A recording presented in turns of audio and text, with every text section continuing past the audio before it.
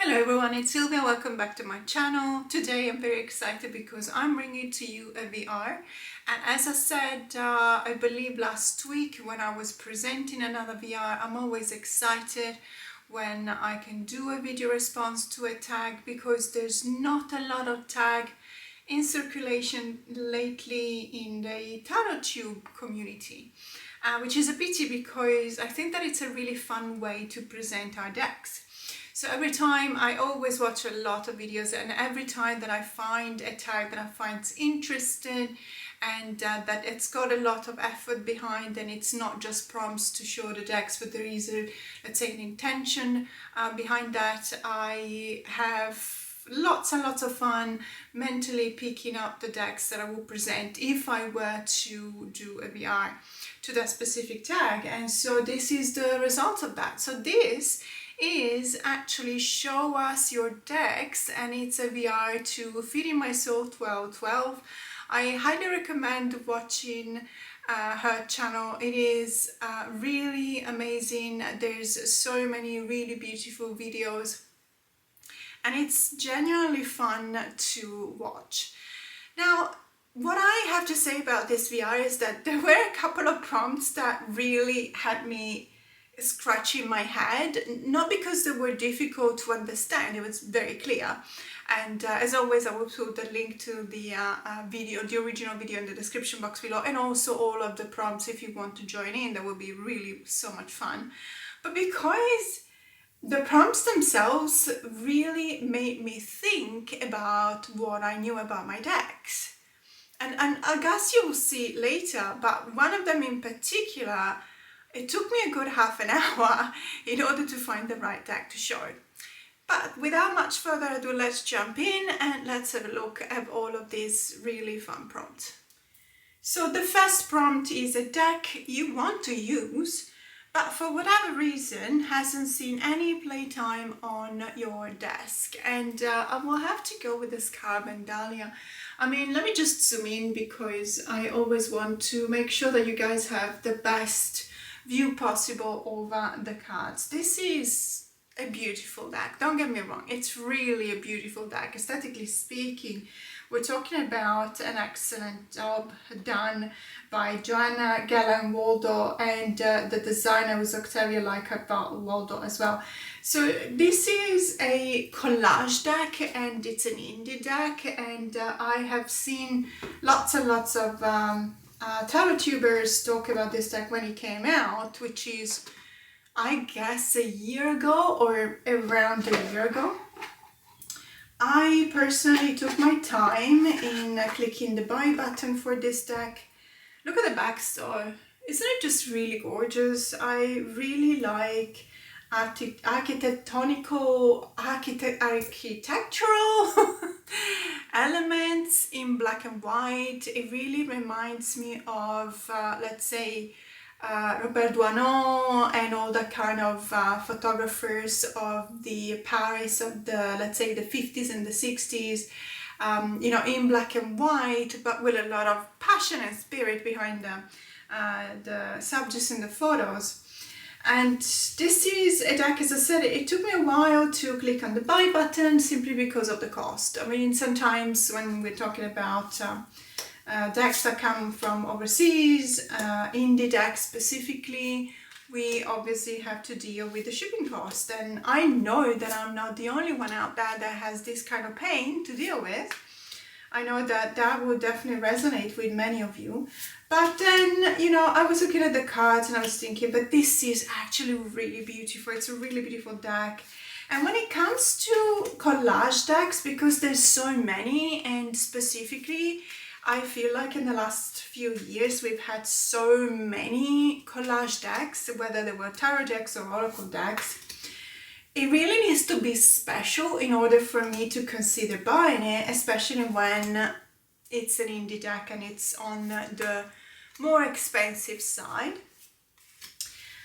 But at the end of the day, you know, all things considered, I really liked it. I wanted to have this deck in my collection. I splurged on it, and when I received it, I did film, I believe, a couple of videos, including the usual unboxing, the first impression. I also tried out a couple of pairings with this deck.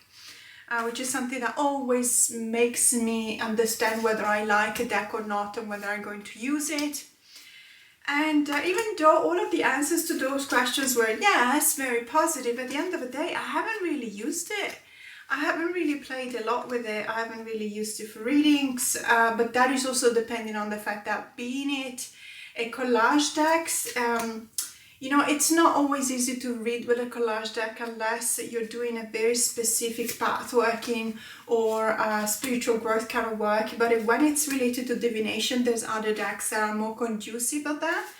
And so I don't know whether it's because of that or for whatever other reason, but I haven't used it as much as I wish I had. I still really like it. There's nothing wrong with it.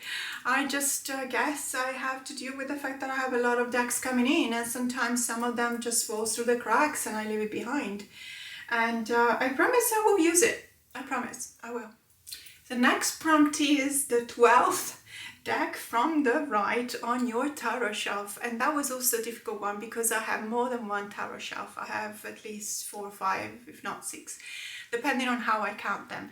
And so I had to decide which one, but then there is one in specific that I think is more apt for this particular prompt, and so let's have a look.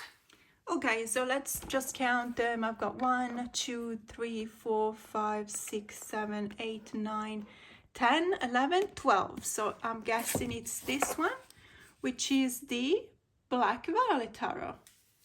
Okay, so the Black Violet Tarot by Heidi Phelps. This is a very special edition. Sorry, I need to move my ring from this finger into this one. Because it keeps on shifting, and I haven't lost weight, even though I would love to tell you that I have after all the diets I've been in. No, it's not that. It's that there is a lot of humidity today, and I don't know why, but when it's humid, the skin, whether it's the skin or the volume on my fingers just shrink, and so rings tend to just float. So I just moved it to this finger and now it's staying put. So I was saying, this is a very special edition because what happened during the production was that Heidi had a misunderstanding with the printer, and whilst she wanted a black background with black foil flowers, I think that's what the in the edition, standard edition is. The printer thought she meant a white background with black foil flowers. So this is the result basically. And thankfully he sent over the first photos and she said, no, that's not what I wanted. So there's not a lot of copies of this deck around. And of course, whenever it comes to something weird, special, unique, also when, you know, maybe it's a mistake and something that shouldn't have happened or existed, I'm always very interested, and so I was very interested in this deck and I finally find a copy. There is also a mass market copy of this deck that has been quite recently released by Rockpool. I really like this edition though. I feel that because it's the one that got away, it's the mistake, it feels like it's the one that has been rejected, and so I feel particularly keen to keep this edition instead. I don't know if it makes sense, but it's almost as if I were telling the deck, it's okay, you're fine with me, you're in a safe space, no, you're not a mistake, I don't look at you as if you were a mistake. I actually believe that this is really nice, I actually really like these backs. But I do understand that when you're a creator, you have an idea in mind, and you know, you want to see the result of that. And I know that there's a lot of creators that send back their decks 2-3 times to the printers until they get it right. And I admire their courage. I could never do that. I would say, oh yeah, there's a couple of mistakes, but you know, I'm actually okay with that. Oh, I prefer it this way. So I really like this deck anyway. Really beautiful, very simple, black and white colors, also minimalist when it comes to the line work and the art style, but I like it. So the next prompt is a deck you are thinking about rehoming. So in this case, let me just move around a couple of decks because it is under every other deck. So this is a deck that I'm not rehoming because I don't like it, or for the number of reasons why I would normally rehome a deck. There is a number of reasons. It is never with bad intentions, and it's always because I have used and admired and cherished my time with the specific deck. But now it's just standing there on the shelf gathering dust, and I want someone else to show it some love. That is most of the time the reason why I would rehome a deck. Very rarely I really do not connect with the deck. However, this is a gift. This is a okay, the name of the deck is 22 pittori e 22 arcani, which is Italian for 22 painters in 22 arcanas. And it is one of those decks that I bought at the flagship store of the in Meneghello, so the Italian printing house in Milano. And I went there and I bought a number of decks. I really loved having a conversation with the guys over there. Absolutely fantastic, very welcoming, really nice people, really gorgeous shop. I posted, it was a couple of years ago already, if not 3 years ago, and I posted a video, I remember, on an Instagram stories, and I got something like 3,000-4,000, even more than 4,000 views. Because everyone sending me messages saying, could you film another video? Because I was quite quick, and it is an Instagram story, you're not supposed to just go there and zoom in, etc. But everyone said that they were stopping the video and try and see all of the decks every couple of seconds. It was a great experience, I really loved it. I wish I could go back there quite soon. This is a unique deck, so 22 painters for 22 arcanas. As the majority of in Meneghello decks, this is an arcana, so major arcanas only. It does talk about the names of the artists or painters in here. So for each and every one there is an association, as you can see, Scarsato, Alligo, Noti, Conversano, so on and so forth. I'm not going to read all of them. It's, I believe, 100% or almost all of them Italian painters. And it's also a numbered edition, so I thought it was a really nice gift to the director of the Tokyo Tara Museum. So I'm going to visit the Tokyo Tara Museum in June. I cannot wait. It's going to be absolutely fantastic, and I'm sure that I will love it because, first of all, I am a museum girl. I really like museums. I find them incredibly interesting. Not all of them, of course, but if I do like something, then I would definitely want to visit a museum about it. And obviously when it comes to tarot, I went to the museum in southern Vietnam, the Tarot Museum in southern Vietnam, and so I posted a video just for my members with all of these, the tarot decks that I have, and they have something like 2,000 or 2,500 decks, and 99% of them are owl print, rare, hard to find, difficult, really valuable, etc. So I'm very curious to see what the setup is of the Tokyo Tara Museum. And it is customary to bring a gift, and it's also because I'm going to ask them if I can film. And I don't want to just go there and say, hi, I just want to film, is that okay? I just want to say, look, I have a channel, I talk about tarot, I have a passion for tarot, I'm going to display your museum on my channel, and this is a gift. And kind of try and see whether they are going to be okay with me filming. I really hope that it's going to be okay. Keep your fingers crossed for me as well. This is the Sun card, and it's probably one of the most beautiful Sun cards I have in my entire collection. And this one I love. Let me just explain a couple of things, because I don't know if you can see here, it says Il Bagatto. So Il Bagatto is an ancient name for the magician. But there's a play, a word play here, I think, yeah, that's what you call it. So there's a word play with bagatto. Gatto is obviously cat. And so bagatto doesn't mean cat, it means magician, but because there is the word cat in bagatto, then they presented the magician with the body of a human and the face of a cat. In specific, I believe it's an Abyssinian cat. So I think it's very funny. And the High Priestess and the Empress and the Emperor, the the Lovers, the Chariot, and so on and so forth. I mean, I'm not going to talk about all of them, of course. It's a very, very interesting deck. The death card is really beautiful, by the way, really, really beautiful, very interesting. This one, it's Spanish, so it's not Bansky, but for some reason it does remind me of Bansky a little bit.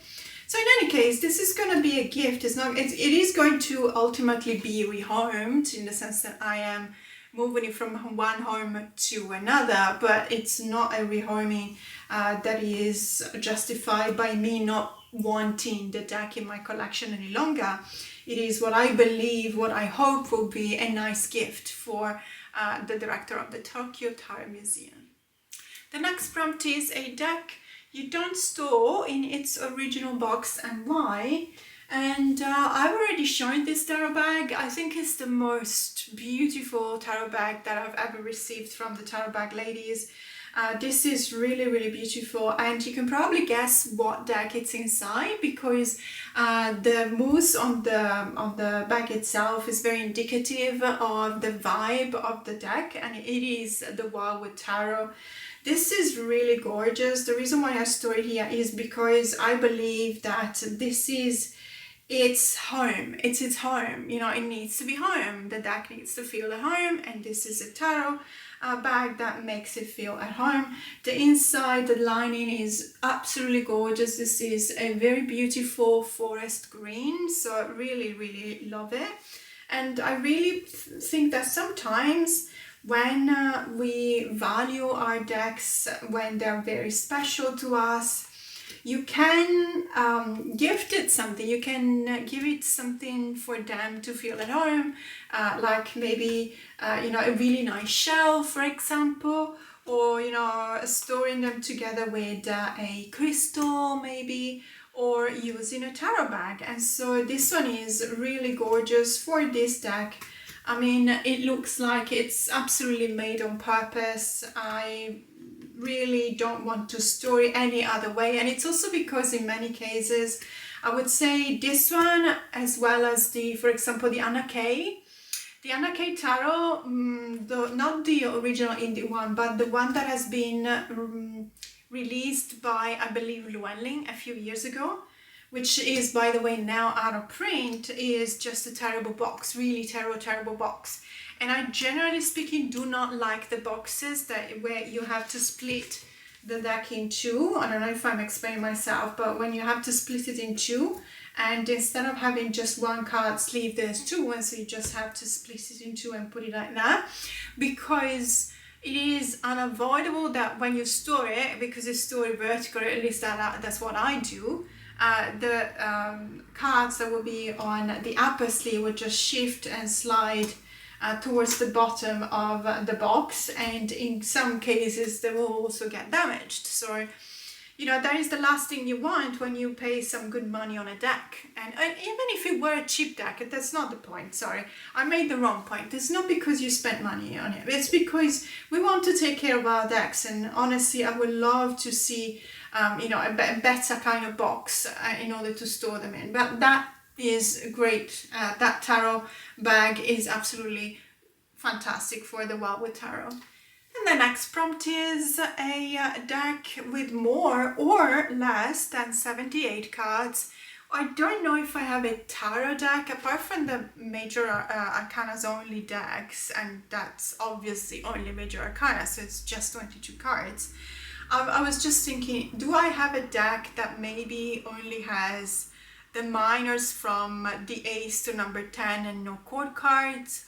Or maybe they only have 3 court cards instead of 4, or maybe they have less major arcanas. I was thinking about something like that, and then I just gave up on finding something with less than 78 cards, and I considered that I have a lot of decks that have more than 78 cards, and that's a very simple explanation.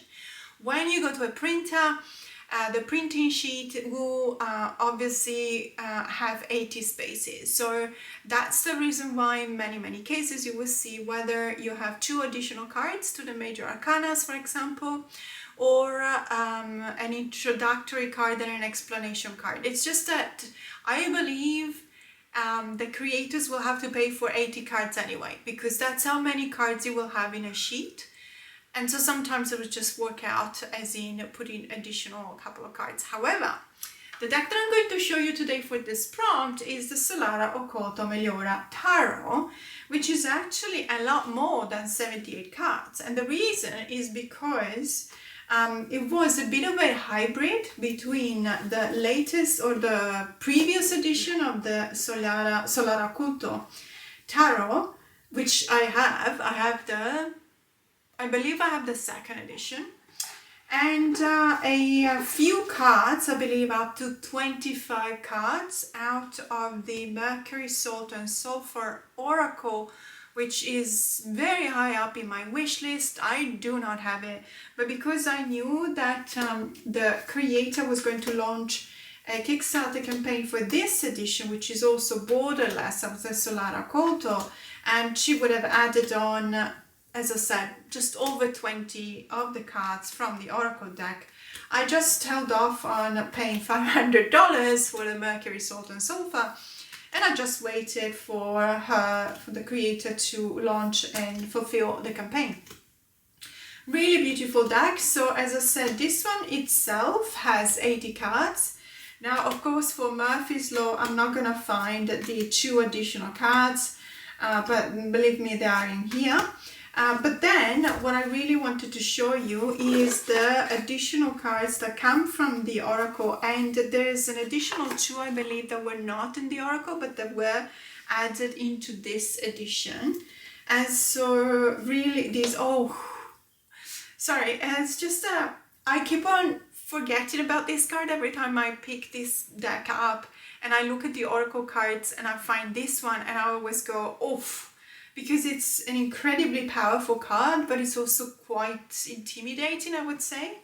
So Drowning Oracle, can I just say something? When I was training for scuba diving many years ago, the one thing that every scuba diver instructor tells you is do not drown in silence. If there's something wrong, make as much noise, as much movements, as kick someone next to you to grab their attention, do whatever it takes in order to grab people's attention, because do not drown in silence. Don't think that everything is okay or that it's gonna go, because you really need to be extra careful to be safe. And that has stayed with me. I mean, it was about, I believe I took a license back in, I believe it was 2010. So about 15 years ago. And that stayed with me for 15 years. I still remember that. And I still tell people, don't drown in silence. If you feel that something is wrong, and that is obviously metaphorical. I'm not just talking about scuba diving. I'm talking about everything. And the Drowning Oracle, that reminds me of that all the time.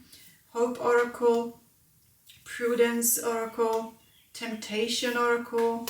Really, really beautiful cards. I have to say also this creator, she, a couple of times she confirmed that she never trained as an artist.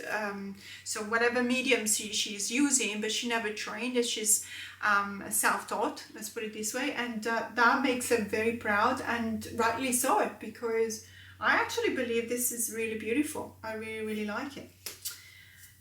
And I believe that this one might be an additional card that was not included in the original Mercury, Salt and Sulfur. It's a very beautiful card, very fiery. There is this sense of the foil, obviously red one, which is very powerful. Sorry, there's 2 oof in this deck for me, the Oracle part, the Drowning one, and this one, the Energy Vampire. When I saw this card, I honestly hadn't seen it until I received the deck, and it was a very difficult time for me because there has been this acquaintance of mine that really felt like an energy vampire, and I was trying to really create some kind of boundaries around me in order to be able to defend myself or to protect myself, not defend myself, because it's not about being attacked. I have just as much responsibility in defending myself, and I'm aware of that. But I wasn't very good in building, let's say, boundaries and asking people to respect them. And I got this card in a reading, and that did it. I was like, okay, fair enough. I mean, this creeps me out so much when I see it. I mean, it is creepy. Come on. It looks like it's drinking the aura around this person. And there's almost a tenderness in the way the sort of vampire is holding the face of the person in their hand. And it feels kind of, I don't know, almost delicate. But if you think about it, they are literally just drinking up their energy. So it is terrible.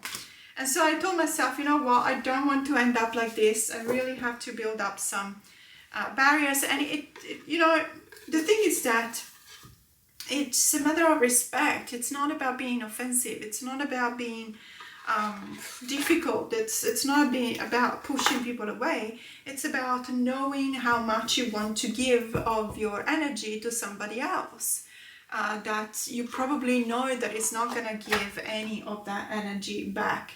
Where is the box? Yes, here. So in any case, this one is definitely one of those decks that has got more cards than 78. Let's have a look at the next prompt.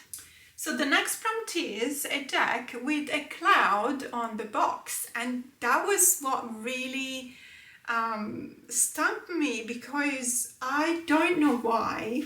I immediately thought, oh yeah, I know, I do have a deck with a cloud on the box. I remember that I have it, I remember the title, it's an oracle deck, like let me look for it, and I was looking for it, I couldn't find it.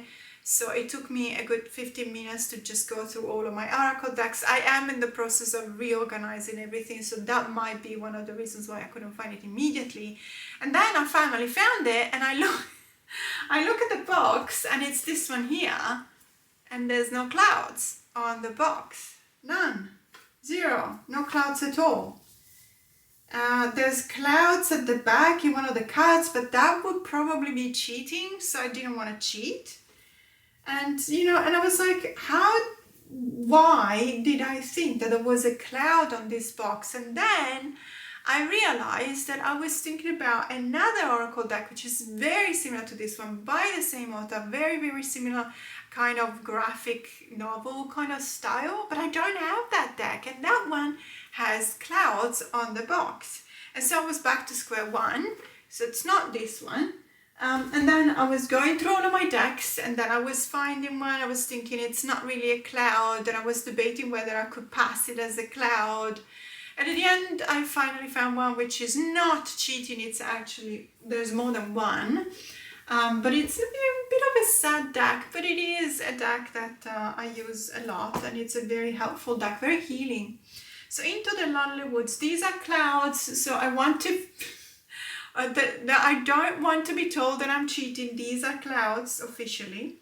So this is by Lucy Cavendish, but the artwork is by Dan May. It's a Blue Angel, Blue Angel deck. And as I said, it's a bit of a sad deck, but very healing, because it talks about the moments in life in which we need to be alone for one reason or another. We probably are going through something.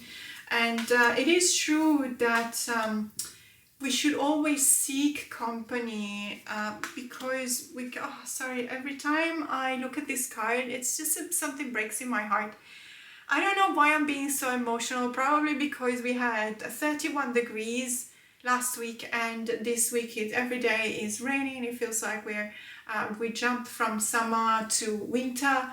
And so obviously there is a little bit of effect on my moods, but I'm being very melancholic today. Regardless, I believe that this is a beautiful card, really beautiful. B, incredibly heartbreaking. So between two worlds, what is heartbreaking for me is not the fact that these two characters are separated, because, you know, that's sad, but it's not what's breaking my heart. What's breaking my heart is that they're not looking at each other.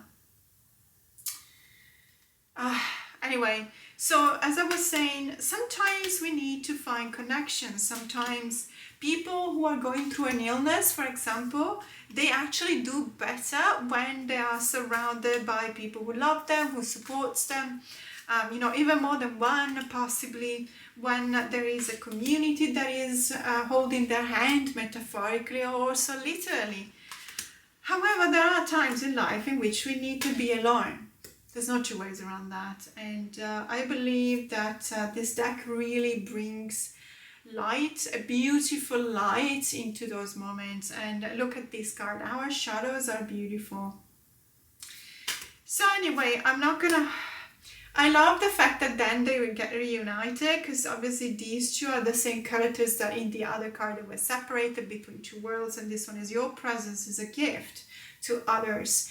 What I really like about this card is not the point, it's that it takes the point of view of the one that was detached. And so it's almost as if it were telling you,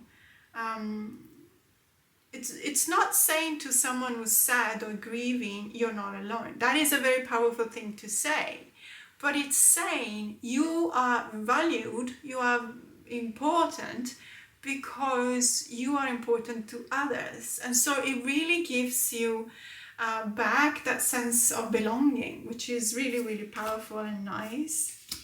And I could talk for hours about each and every one of these cards, but I don't want to, because otherwise I'm going to become a bit too emotional, and I just don't want to today. I really want to focus on something positive. But in any case, this deck had clouds on the box.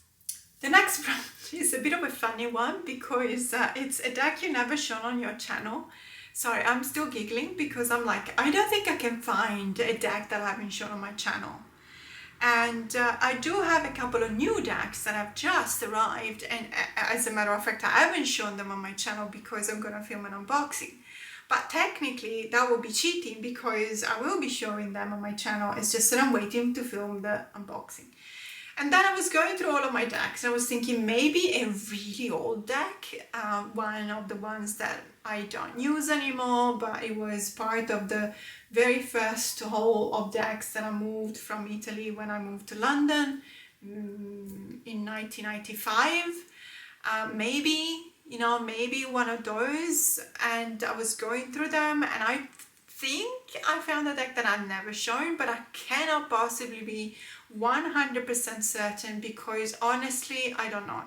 I have been published about 600 videos on my channel, so you will excuse me if I forgot that I've actually already talked about this deck. I don't think I have, and now I can't find it. Where is it? It's here.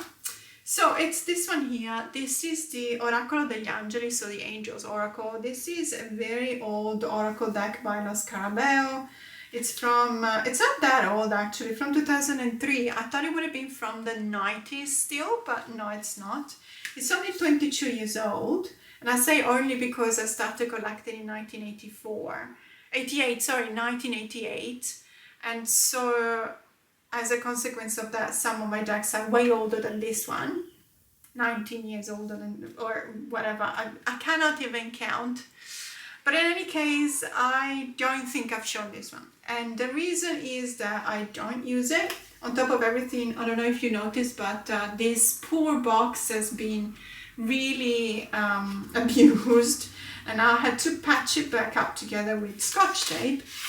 And the reason why I don't use this deck is because it just doesn't really resonate with me. I don't really know much about these angels. I also have to say that it's my problem, my own problem, but I can't really deal with some of these names.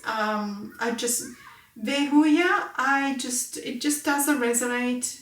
I don't remember. I have been studying angels because I was really, really into angels years ago. Of course I know Gabriel, Zadkiel, Giulio, but some of them I just do not, they just don't mean anything to me. And because there's no keywords, as you can see here, beautiful, really beautiful art style, very, Italian Renaissance style. beautiful colors, and it is the older Los Carabel cardstock, which I like. So there's a number of things that, you know, yeah, they're definitely going to keep this deck. I'm not saying that I'm going to rehome it, obviously not. But I don't use it because I wouldn't even know what to say about these. I know some of them, but I don't, but even the ones that I know, honestly, I know the story. What do I have to do when I'm reading a card out of this deck? Do I need to tell the story of that particular angel? And no, I don't think so, Nathaniel. So maybe there's a keyword that I can associate with them. In any case, this is a deck that I really don't think I've shown on my channel, and that is the prompt, and I stick to it. And the next prompt is a deck with another animal besides a lion in the strength card, and I have a lot. I have a lot of decks that don't show a lion in the strength card, to the point that I don't think I would go as far as to say that I have more decks traditional, so with a different animal than a lion in the strength card, other than the traditional ones. But maybe we're talking about 40-60%. I'm not entirely sure. It's not a statistic that I have it off the top of my head. So it would require a lot of work in order to ascertain that, and I don't think I have time to do that. But it would be kind of interesting because there is a reason. There's always an intention. You know, if you're a tarot creator, you kind of have to justify to yourself first and to others second your choices. And so when I wanted to pick a deck, I was really like, well, I could probably just throw a stone, not that I would, but I could just throw a pebble, and whatever I hit, that will be a deck that doesn't show a lion in the strength card. Having said that, I actually looked for something, and I believe the first one that I looked for, I don't remember which one it was, but I looked for the strength card and there was a lion in it, and I was like, okay, well, of course. So then I put a little bit more effort in my choices, and I came up with this one, which is actually a really interesting story. So this is the Yokai Tarot. This is one of my many. You guys know that I love the world of yokai, the supernatural in Japan. I just really, really love all of that. And this one is the one that has been released only just a year ago, about a year ago, by Los Carabeo. It's not my very coveted Yokai Yochi Tarot, but it is a very interesting deck, just as interesting, I would say. Obviously, we're talking about production value as well. There's a number of things that I really like about this deck, and there's also the fact that they also represent, I believe, after studying this deck and all of my other yokai related decks, I believe that this one is probably the second one. If I had to give you a top three, the first one would be the one published by Noi Noi, so Taroki Yokai. And the second one would be this one, and then the Yokai Yochi, when it comes to an association between the yokai and the card that actually makes sense. So let's have a look at the strength card. So as you can see here, there is a boy. This is a boy, and he's called Kintaro, and Kintaro is a just slightly older than a baby, but is not even an adolescent. It's a boy. And but it's extremely strong, but at the same time it's not as strong as the koi. So the koi is this particular fish. Koi are a particular kind of carp fish, and incredibly expensive because of the genes that have been used in engineering these species. They are revered in Japan. They are a symbol of, well, you name it, rich, wealth, longevity, good luck, good fortune, love, anything. So the legend goes that the more koi you have in your pond, the richer you will get, the more love you will get, da da da da. In any case, what happened was that this particular koi was actually wreaking havoc in the village because it had not been tamed. And everyone was desperate. What do we do? And we call King Taro. King Taro, please help us. do something, tame the koi. And so that is the legend behind the strength card. As you can see, there are no lions whatsoever in this card. And this is the rest of the deck. Each and every one of these cards is made look very whimsical. There are some of the legends here that are indeed quite whimsical. Talking about the probably the kappa is kind of funny. The tanuki is kind of funny as well. But there are some stories like this one, the woman with the really long neck, that are not funny at all. There's actually kind of scary. The really beautiful thing that we've done also with my members, I believe it was the very first deck that we studied together, was the Yokai Yochitaro. So we've done the reproduction of the Hyoku Monogatari Kaidankai desu, which is the Night of 1,000 Ghost Stories. And it's really fun. It's something that I think that everyone does when you go to camp, summer camp, you know, and you're sitting in front of a bonfire, you're roasting your marshmallow, and everyone starts telling really scary stories. The atmosphere is the right one, so it's so much fun. So as I was saying, this is a really interesting deck. I would say that when it comes to the associations between the specific yokai and the cards, probably my second favorite. The first one is, as I said, the one released by Noi Noi. Unfortunately, they only released the Italian and the French versions of that. I'm lucky because I speak Italian, obviously. But it's also related to the way in which they presented all the drawings and everything. But I like this one very much as well. And that, you know, the strength card, that is really showing. This story is reminding me a little bit of David and Goliath, in the sense that there is this massive giant koi that is wreaking havoc, and then they call upon a hero in order to tame the giant. It's very similar to that. But this is my choice for this prompt. And the next prompt is a deck that comes in a box inside the box. You guys know that I don't like that, and I'm not the only one. I have heard more often than not that people do not like two boxes, one inside the other. One is the concept of the matryoshka, so the Russian dolls. Yeah, fantastic, love it, absolutely gorgeous. I had so many when I was little. I had an auntie that traveled to Russia many times because she was in love with the Russian.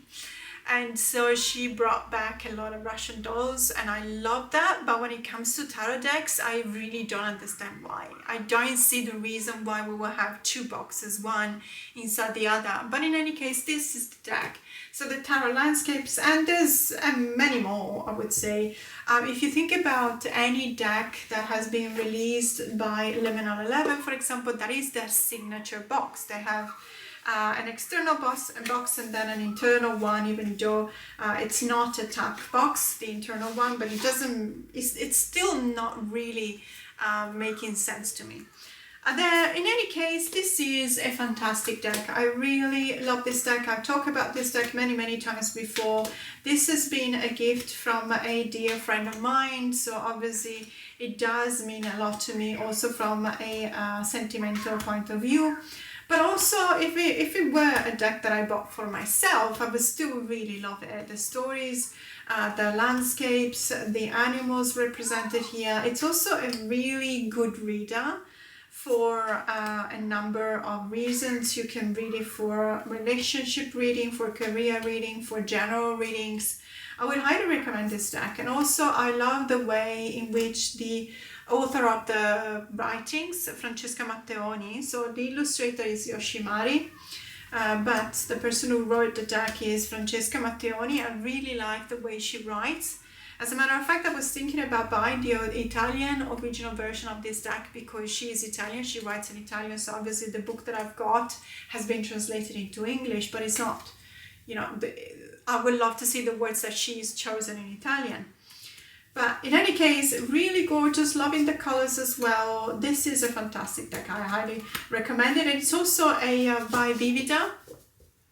So you can actually find this deck on Amazon or even at your local metaphysical store, even though I have to say it is not super recent. So it is from about, I would say, a year and a half ago. So it will depend if they still have it in stock or not. But as you can see, a box within a box, and I really don't, just don't like it. I think it's a bit of a waste, that's all I'm saying. So the next prompt is a deck that would not appear in your top 10 favorites.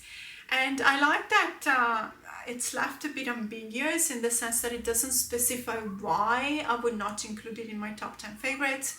So it could be any deck, because honestly I have a collection that is closer to 600 than it is to 500. So when you have to pick only 10 decks out of those 500 and something, obviously there's gonna, if I had 550, I would say then there's 540 that have been left out. And out of those 540, it doesn't necessarily mean that I don't like them. It's just that I don't think that they would qualify as my top 10. There's something else to say. I do change my mind quite often. I change my mind as often as I change my taste in tarot. And so some years I go through a phase of trimming everything because I really don't like borders. The year after, I will probably love borders, but they need to be inobtrusive. The year after that, I probably like really bold statement kind of borders. And then I will go back to borderless. I really cannot know for certain if the top 10 decks that I will tell you are my favorite this year will still be there next year. Honestly, I cannot do that. I do not berate myself. I am very kind towards myself when it comes to these kind of things. Collections are there because they need to make me happy. And I'm the one paying for them. So of course, if I'm not happy about something, I will rehome it, unless it's a collectible item, and I will buy something that I think will make me happy. Having said that, I think I went off the tangent a little bit. So I did not know how to choose this deck that would not make the top 10. Is that because I don't like it? I really don't know. But one that came to mind that I really don't think that I would insert in a top 10 with different kind of nuance. For example, it could be top 10 collage decks, or it could be top 10 animal decks, or it could be top 10 decks for personal growth, etc. There is no category in which I will put this deck in the top 10. Does it say that I hate this deck? No, I don't have any deck in my collection at present that I hate. So it is absolutely not to be taken as something negative towards the deck. And I've been speaking way too long in this introduction, so I'm just going to show you now. It's the Rhythm and Soul Tarot by Stacey William. And by the way, Stacey has already, I think it's already launched, or it's launching these days, a new Kickstarter campaign for a new edition of the Southern Gothic Oracle, which is actually one of my favorite oracles when it comes to Halloween themed decks. And it's called the Haunts, I think. And so obviously it is, let's say, focusing on that kind of haunted atmosphere. I really love my Southern Gothic, and I don't think I'm going to back the Haunts, so the latest one. And as I said, this is the tarot deck, so it's got nothing to do with the Oracle deck, but it is the same creator, so you will definitely be able to recognize the art style. Now, having said that, I really had really high expectations for this deck when I backed it on my Kickstarter campaign. Not mine, sorry, from my account, the author's Kickstarter campaign. I really was so super duper excited to receive this deck, and when I received it, there were a number of things that went wrong. It was nobody's fault, but we were literally, the entire tarot community was in a uproar because of the shipping cost, because what had happened was that in the box, at the fulfillment center, they had put a poster, and that was a gift. We didn't back it, it wasn't even in the packing list, so many of us had the customs just knocking at our door metaphorically and asking us what the hell is this, because it doesn't correspond. Australia is very strict when it comes to these kind of things. You have to declare everything. When it's a gift, you just put 0. It's not a big deal. But in the packing list, and now I remember, sorry, it's not that it was not in the packing list, it was in the packing list and it costed $20. but it wasn't declared because it had been a gift. So basically we were called out by customs because we had not paid import taxes that reflected the value of the content of the box. And as I said, nobody's fault because it was done at the fulfillment center. Stacey couldn't have known that, but it happened to many of us. Also in Europe, in the UK, I heard they had lots and lots of problems. The box came that it was broken inside, but then again, it generally is something that happens with these kind of internal sleeves, so it's not a big deal. Certainly not something that will make me go, I don't like this deck. But there's a number of things that honestly, when you add them all together, I also, back to that, I was supposed to receive a guitar pick that was not there. Then I was told that it certainly was in the box. So I recuperated the box, but it wasn't in the box. So I was also kind of gaslighted by other people saying, no, it's just that you couldn't find it, but it's in there. And I even had my husband go through the box again to just try and find it, and it was not there. I can assure you 100%. I really could not care less about a guitar pick, but I wouldn't lie about it. So there was a number of things that I believe gave me a little bit of bitterness when it comes to this deck. And I'm just waiting, let's put it this way. So I know how great this deck can be, and I'm just waiting for that sense of things didn't go well and it was nobody's fault to subside in order for me to finally start enjoying it. Let's put it this way. But for now, I would definitely not put it in any top 10 lists. So the next prompt is a deck you associate with the color green. And in my head, I was like, oh yes, this absolutely. I had absolutely no hesitation when thinking about a color green deck. And then I picked it up, and it's this one. And it's the Forager's Daughter Tarot. And it's not green, it's lavender. This is by Jessica Leigh. I really love this deck so much. It was actually I was the winner of a giveaway. I never win anything, to the point that I very rarely enter a contest because I'm just so, how should I say, so jaded, as in I'm not gonna win, why should I enter? But then I did enter this one, and I won. Incredibly so, I won. And so Jessica contacted me. She was really lovely, absolutely lovely. She is very kind. I had bought this deck from her in the past before, and I had contacted her because I bought it from her Etsy shop, and the shipping to Australia was $170. And I was like, can we please do something about it? And then I believe that either there was a mistake on Etsy, but it's Etsy calculating the shipping cost, not the creator. I know that there's a lot of people thinking that the creator or the shop owner has made a mistake or something like that. And that is probably the case many times. But in this case, it wasn't. It was just automatically calculated, and it was completely absurd. But in any case, what was I going to say? So I reached out to her, and she gave me a discount on the deck. So she was really lovely, and I really appreciate that. And then I won this deck. So I gifted the first one that I bought from her. I gifted it to a friend of mine that really likes it. This is an incredibly beautiful deck. I know that it's not green. There's not a lot of green in the deck itself, but it makes me think about the color green. Probably because, it talks about the forager's daughter, so obviously something related to nature. There is green when it comes to the plants, for example, the foliage is green. So there is a little bit of green, but I believe that we were talking more about vibes rather than the color itself. And in any case, this is my pick. And the next prompt is a secondhand, pre-loved, pre-owned, thrifted deck. And I will have to go with the Oak, Ash and Thorn. This is a deck, this is the volume 1.1. This is a deck that has been released in 2021 by the Three Trees Tarot in the UK.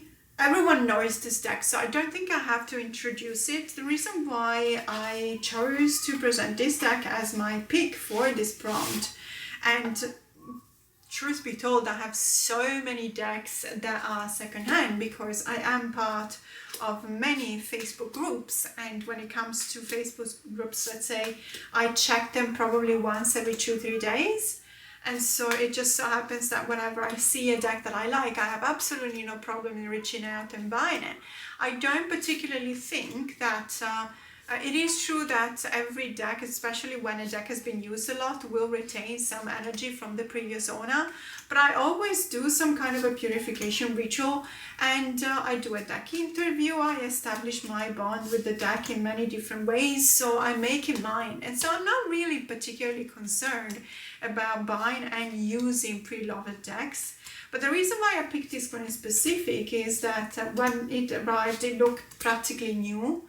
And so to the point that I reached out to the person that sold it to me, and I said, did you have 2 copies and you sent me yours, or the one that had not been opened? Because it really looked like it had never been opened before, to the point that even the flap on the tag box that was really held to open because it just wouldn't budge.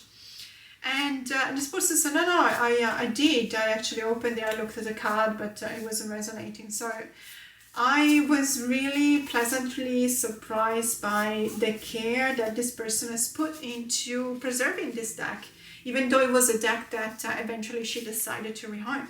So this is my pick for this prompt. And by the way, I really love this deck. I think it's really, really cute and sweet. And the next prompt is a deck in your collection with the most used guidebook. And I would have to go with this one.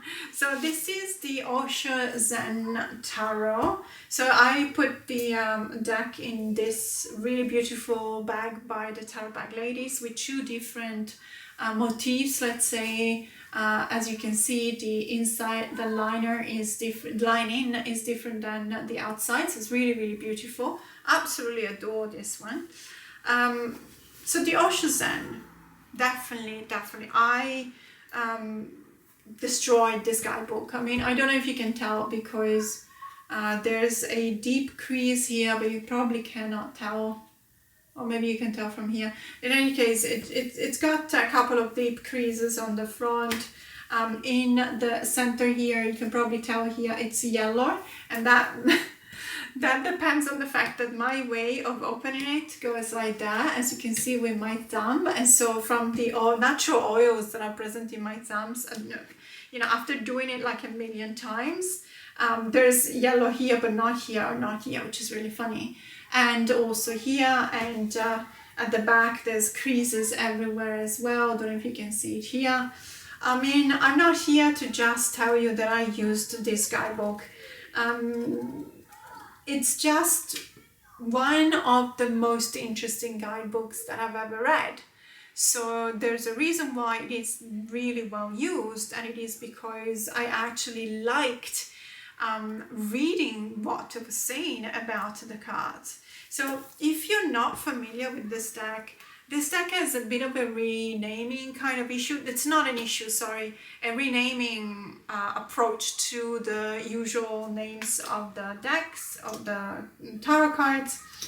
And it also shows you the core cards in a slightly different way. So you will have arrows pointing right, left, up and down. So you have to work through your knowledge of tarot before being able to read with this deck. And also when you want to know whether a card belongs to which suit, you will have to look at the colors that are in the inside square of where the number is. So for example, this one, the red one is for fire, the blue one is for water. So there is that alchemical reference that makes it slightly easier.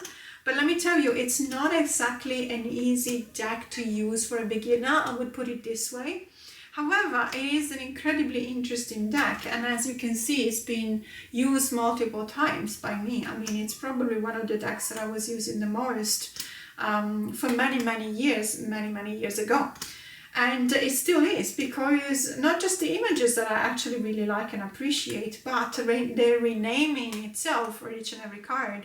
It really opens up a new way to read tarot, to approach tarot, and also to approach yourself. This is one of the decks that I used in many cases for personal growth, and it really helped me a lot. Like I was very grateful for the work that I could do with this deck, and even more so, I was grateful for the wow moments that I was getting every time that I was reading the guidebook. So I would be reading the commentary, and then I would be reading the explanation of the card itself. And each and every time there would be a very personal moment that could be very confrontational sometimes, or it could be very healing, or in any case, it would be very emotional and very strong and powerful. And so this is definitely one of the decks that I highly recommend if you want to do a very deep work on yourself, and not necessarily for divination, even though I have used it for divination every now and then, especially when I am requested. You know, maybe one of my members wants to have a reading with this deck, and I'm completely fine to do that. But it's not one of those decks that I would immediately think of when I want a very clear kind of divination. It's more often than not a deck that I associate with personal work. And then we've got 2 more prompts left, so hang in there, almost done. So the next one is a deck with water on the box. And I had to go with the Unicorn's Journey Tarot by Lisa Pepez. I really love this deck. It's very sweet, but it's also very sweet, but I don't want to mean sweet as in it's sweet and cheerful. No, it's very powerful as well, and it's also really deep, but it's gentle. Okay, so let's swap from sweet to gentle. It's a very gentle deck. There is water here because we can see the stream. It's it's representing the element of water, which is an alchemical element that we see reflected in this suit of cups. But it's also represented the vibes in general of the deck itself. I do believe that it is a watery kind of deck.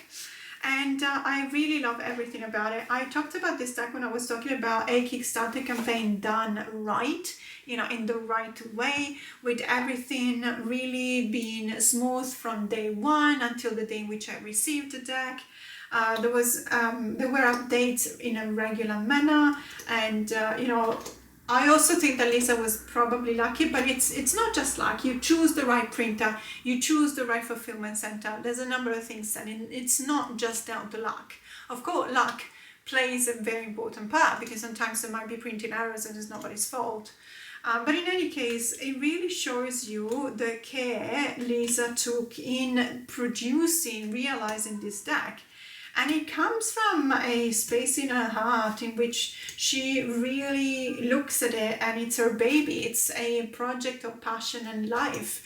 So it is something that you can really feel when you're using it, and it really gives you the possibility to dig deeper into the feelings that it elicits in you, it provokes in you and triggers. And it's a very watery deck because, well, apart from the fact that there's a lot of water, but this is the suit of water, so it's not, let's say, it wasn't an epiphany for me to see water in the suit of water, let's put it this way. But it is a very watery vibe kind of deck, so I highly recommend it. I think that now Lisa has made it available on her Etsy store. And so if you did not back the Kickstarter campaign, you can still get it. I mean, look at this King of Water. Isn't it just absolutely gorgeous? I really love this idea of uni mermaids, so unicorns that are half unicorns, half mermaids, and so they live in the water. There is, it's a revolutionary concept, but it's actually really nice. And I think it's spot on when you think about the suit of water. So I really like it. Love this deck. And last but not least, the prompt is a deck with your most favorite card ever and why. Now, you guys know me and you know that I really love star cards. I like it because it talks about my zodiac sign, Aquarius, but it's a card of hope, it's a card of guidance, it's a card of connection with your ancestors. It's the card that tells you that everything is not lost, that no matter what you're going through, you can still look up at the sky and see the guidance of the star. And it's also because it refers to a lot of folklore. In Italy, for example, we really have this idea of the the polar star, I believe it's called. I know that in Italian it's the Stella Polare. So the polar star is in the Ursa Major, and the direction is pointing to the true north. So it is pointing to a, let's say, when you're lost, you can look at the sky, you can find the Ursa Major, you find the polar star, you look at the direction, and you know that that's north. So it is, you have to gain it. You have to you have to work hard in order to find your way out of being lost, but at the same time it makes you feel safe. I don't know if I'm explaining myself in the way that I wish I could. It is something that really warms up my heart. And so when it comes to tarot, recognizing that in the tarot cards as well, seeing that the way of reading the star card is exactly like that, finding guidance, for example, amongst other things. It really is something, it's a concept that is really close to my heart. So when it comes to the star card, I'm always very picky because, you know, being it probably my favorite card in the entire deck, if the star card is not, it's something that at this gut level doesn't resonate with me, then I would probably have a problem. I would probably think twice before I acquire that deck. There is a deck that I believe has my favorite card, star card ever. And you probably know, if you have been watching my channel for any length of time, you will know this. It's the Slow Tarot by Lacey Bryant. This is the star card, so I put it on top because then I didn't have to try Murphy Slow and go through the whole deck and only to find out that it was the last one. So I actually looked for it and I put it on top. This is the star card. What it shows here is the very concept of finding guidance through darker times. As you can see, this situation is very dire. This person is standing on what we think is a boat. And the seas, the waters are really choppy. There's a storm, so much so that basically the water is coming in.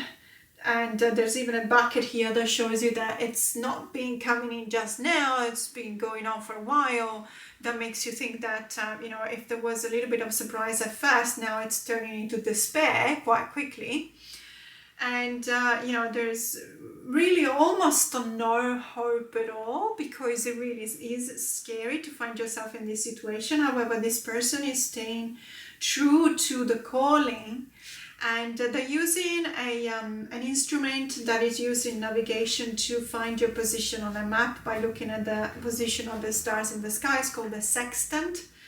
And obviously there should be a map here because you cannot use a sextant by itself. You need a map. But in any case, you know, the concept is there. It's literally looking at the star, finding at the stars, finding the specific star that will take you home. And in order for us to understand that there is hope in this card as well, I think that it was a very difficult concept to express, and Lacey did a great job because, I don't know if you can tell, but this is a seagull. Let me just put it this way here. This is a seagull. So, not always, but they tell you that when you see a lot of seagulls, land is not far. So I believe that there was the intention of showing a seagull in order for the reader to understand that land is not far. So yes, right now you're going through a storm and you're worried that you're going to drown, you're going to shipwreck, you've lost your way, but you're still seeking for guidance, and it is given to you because the clouds are actually parting. And in the middle of the clouds, you see the night sky, and it is starry. You can see the star. You can finally use your instrument, and it will take you home. And so there's also a song that I really adore that takes you and tells you, you know, no matter what happens, this ship will take you home. And there is that sense of guidance, but also that warmth that comes from believing that no matter what you go through, there's always a way to find hope back, to find it again, to grasp it with your hand. And it tells you that you have to participate to this effort. It's not just given out of the blue. It's not just something that falls into your hands deliberately. There is intention that you need to work for it, but it's absolutely fine. I'm not scared of having to work hard for something, but it is during the toughest times that we are so worried that we think that no matter how hard we're working, we will not find our way back. But this card is telling you that you will be finding your way back. And so there is that sense of being protected. No matter what happens to you, someone will look after you, but you need to work for it. So I love the concept. I love everything about it. I love the refiguration here, the depiction, representation. I love the colors. I love everything about this card. And in general, I will have to say that I really love this deck. I think it's very interesting. It's a modern take on the RWS, but at the same time with oil painting. So there's obviously a lot of mastering the skill of being a painter here, and you can definitely tell. And many of these cards are incredibly expressful.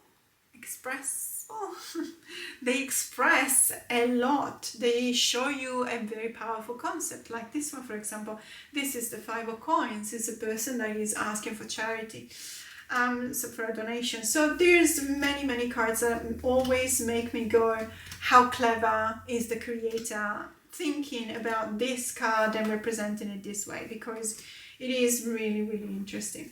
So in any case, that was the last pick. That was the last prompt. So I had so much fun.